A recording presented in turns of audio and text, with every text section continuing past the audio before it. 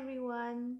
Today I'm going to address the topic of emotional baggage and how we ludge forward or carry forward this emotional baggage from our first bad experience going on to the next and to the next. So it starts with our childhood and we carry it forward to our adulthood.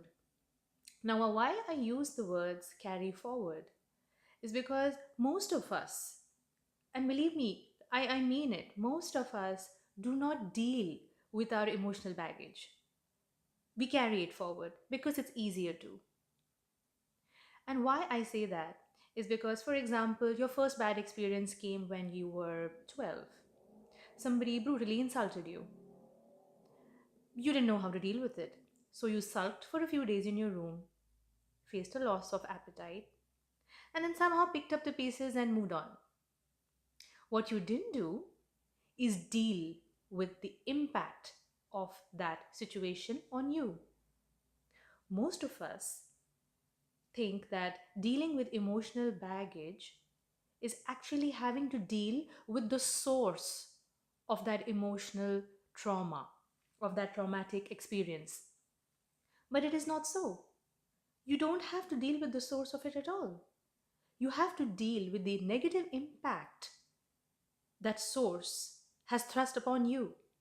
So it could be a person, it could be a situation. So you received it, got impacted by it, but did not deal with it. What did you then do? You collected it onto the next phase in your life, then got some more, collected some more, and took it forward.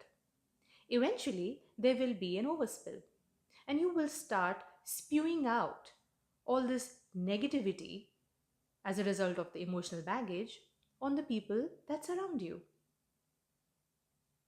So, anxiety, anger, resentment, bitterness, frustration, which has collected over time, is now going to be literally transferred on to the people you interact with on a daily basis.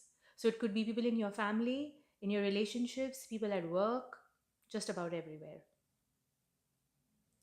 So, what we must do is at every level sit down and deal with the negative impact that miserable situations leave upon us and keep the emotional baggage as minimal as possible.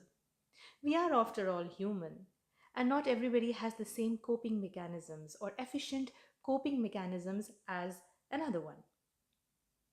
If we do not have that, we must try and get help.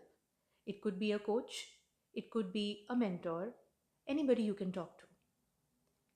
Ask and seek their guidance and help and ask for their help to deal with the impact of negative experiences upon you.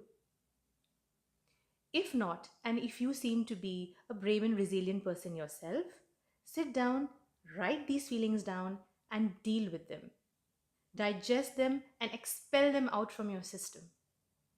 That is what dealing with it means. It does not mean keeping it in your system and then expelling it later on somebody who was not even responsible for it. So I know that negative experiences cause a lot of fear, deep seated fear within us, but we must deal with those fears. Otherwise, people who are not responsible for those negative experiences will have to bear the brunt of it, which is unfair. It affects our relationships everywhere.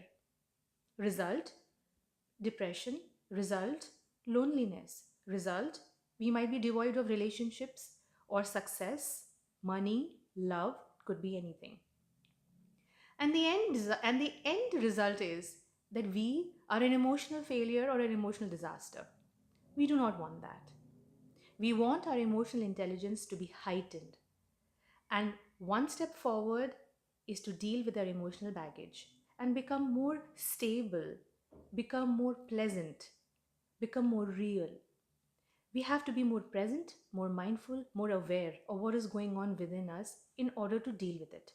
So we must have awareness, we must have the intent to solve our problems or to deal with them. And thirdly, if we cannot find the strength within us, we must find it somewhere else and get that help.